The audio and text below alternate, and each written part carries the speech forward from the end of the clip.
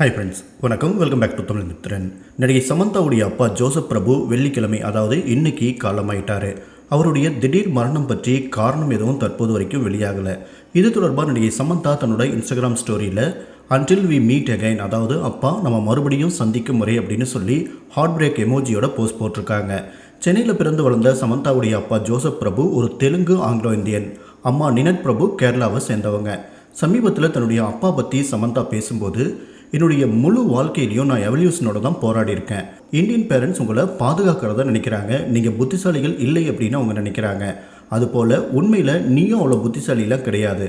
இதுதான் இந்திய கல்வியுடைய தரம். அதனால தான் நீ ஃபஸ்ட் ரேங்க் எடுத்திருக்க அப்படின்னு அப்பா சொன்னதாக சமந்தா சொல்லியிருக்காங்க. மேலும் என் அப்பா கிட்டேருந்து கிடைக்க வேண்டிய அங்கீகாரத்துக்காக நான் நிறைய போராடி இருக்கேன்.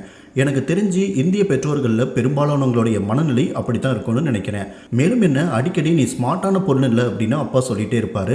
ரொம்ப நாளாக நானும் அப்படி தான் நினச்சிட்டு இருந்தேன். அதனால் என்னுடைய முதல் படத்துக்கு பாராட்டுகள் வந்தப்போ கூட அதை எப்படி எடுத்துக்கிறதுனே தெரியாமல் இருந்தேன் அப்படின்னு சமந்தா சொல்லியிருக்காங்க.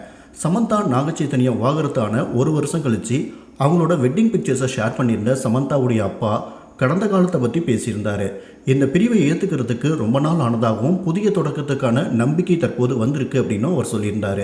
மேலும் மகளுடைய வாகரத்து, மயோசிட்டிஸ் நோய், முன்னாள் கணவருடைய அடுத்த திருமணம் அப்படின்னு நிலக்குறிஞ்சு போன சமந்தாவுடைய வாழ்க்கையை நினச்சி அவங்களுடைய அப்பா ரொம்ப வேதனையில் இருந்ததாக சொல்லிட்டு இருக்காங்க.